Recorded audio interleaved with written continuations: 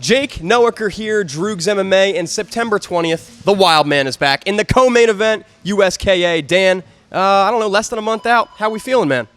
Feeling great, brother.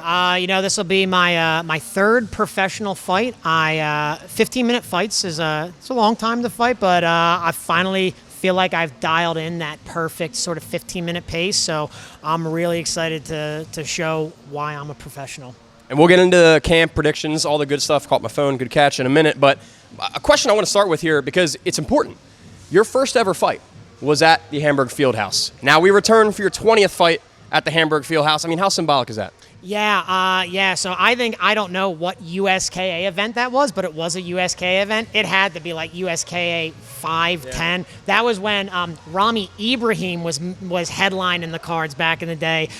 So that was, I took a long layoff in martial arts. So that was in like 2010 or so. So yeah, 15 years and 20 fights later and all back to the same place it started. Super excited for it. And you don't like an easy fight. I don't know why. If I was a fighter, I'd like an easy fight. But Marcus Pollock has, tapology, like we were saying. We can't really tell his record, but he's got a lot of wins and not a lot of losses. So how are we feeling about Marcus? Why do you like these hard fights, man? Marcus looks like, I believe, it's kind of an opaque thing with the tapology, as you said, but I believe his amateur kickboxing record is 16-1. So it makes sense why he's going pro. He's just your average run-of-the-mill pro fighter, elite cardio conditioning, comes from a really good camp. So I don't have much time left in the sport. I talked to my wife about it. I'm officially retiring from sanctioned competition May 3rd, 2027. So I realistically have like 4 or 5 fights left, assuming everything holds up. But I am just trying to climb that ladder as high as I can to see what's up there so that I can be the best coach to my guys in a couple years when it comes time to just like transition to full-time coaching. So just want to fight good fighters, and this is the best fighter that's been offered to me right now, so I'm taking it. Take a small step this way. There you go. Now, why May 3rd, 2027? Is that an age type of thing? What's the significance? It's an age thing. For those of you who don't know, when you turn 36 in Pennsylvania and you do sanctioned fights, there's a whole list of masters, old person medical paperwork that you have to do, and it gets expensive and time-consuming. And there's a reason that you generally kind of phase out at 36, and I'm not trying to be some try-hard superhero. I'm doing it while I'm young and I'm fresh, but I'm going to retire before it's time, not after it's time, like you see so many pro fighters doing. Well, another thing too, when you get up to that age, like the refs are told, hey, if they get clipped, let's stop the fight early. I've been at USKA fights specifically where a 40-something-year-old got rocked and the fight didn't need to be stopped, but for safety it does. So I guess that's a part too. I am becoming an old man in a young man's sport, and I'm not there yet. Chin's still good. Chin's still there, baby. Never been dropped, never been wobbled. But I definitely want to retire with all my faculties in place so that I can be the best coach I can be and not some punch-drunk, crippled old man doing this. And you're not necessarily a big prediction guy, but because the fans like to hear it, what's the prediction for this one, my man? I tell you what, I've always said going into these fights, I'm prepared to go 15 minutes. I'm prepared to go the distance. This time, I'm getting better as a fighter. I am prepared to go in there and execute my game plan until he folds or I run out of time. So I've just gotten so much better. I've really sort of aged into myself. I understand my body. I know what I'm doing. I finally, it's 20 fights in. I finally feel like everything's actually clicked at this point, and I know how to fight and stick to a game plan and do that until the final bell rings. So I'm planning on fighting my game plan until the fight is over, whatever that may be. And your last 2 fights, I'm mentioning those specifically because I was at those 2 fights training with you.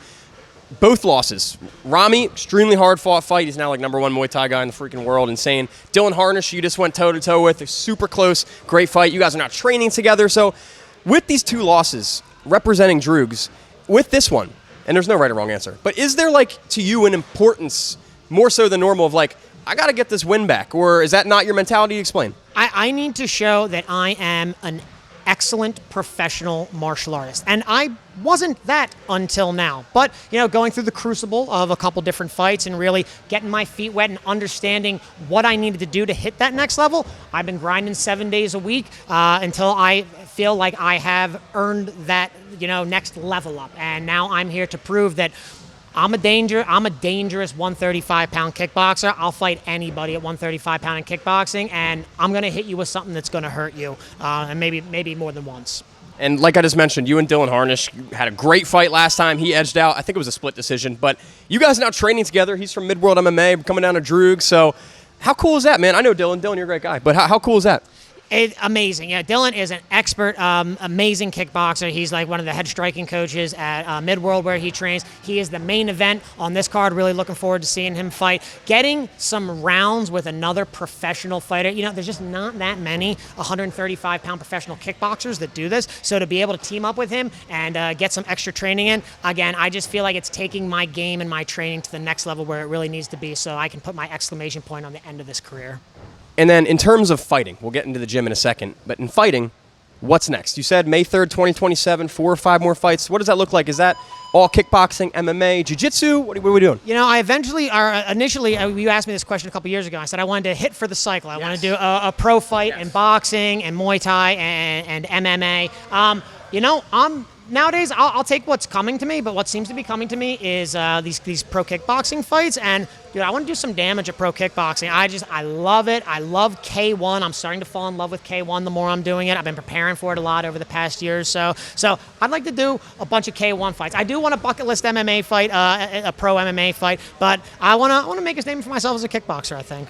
And then in terms of the gym, what's next? Because I've been a part of Phoenix's training camps. We got your training camps, Zach, Kyle, a bunch of up-and-comers, Logan. I don't want to keep naming people. I'll be here all day. But up-and-coming MMA fight team here is awesome. It's fun to be a part of. So what are your goals with those young killers? So I've got an in at Cage Fury. I know the matchmaker.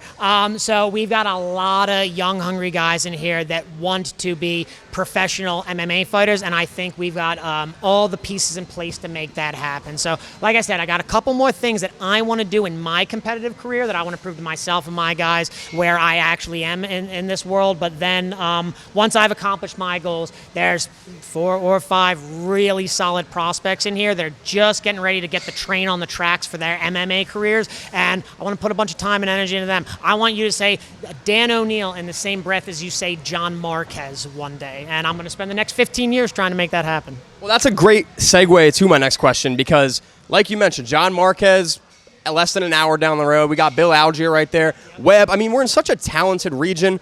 All these guys seemingly love the gym and want to help our guys too. So, like, is that a goal with Droogs maybe till 2030 when you're done fighting? Like, get this gym and get some guys that are on a level that compete with those guys and maybe even filter into the UFC. Yeah, you know, I mean, like you said, we are in one of the hotbeds, one of the big martial art meccas in the world. And the nice thing for these guys is they don't have to go flying all over the country to figure out if they got what it takes to hang in the UFC. If we can build relationships with some of those gyms, like Algio's I have a good relationship with Bill Algio, maybe with Marquez, right? And these guys can start competing in the training room with those guys, they'll know they're pretty close. So, yeah, we are in the regional hotbed for MMA, and I plan on proving, and these guys plan on proving that we belong here in the PA regional fight scene. Love it, man. And Dan, before I get you out of here, anything you want to say? You got tons of fans, tons of Droogies, the whole squad. So, mic is yours.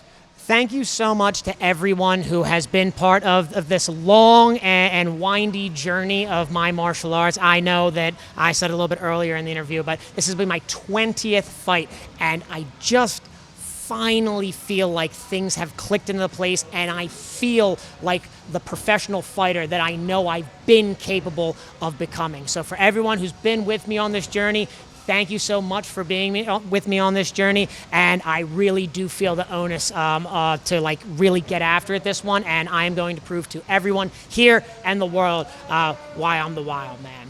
Love it, man. Glad you're going to be out there representing us on the big stage. Before I get you out of here real quick, give me a wild man scream.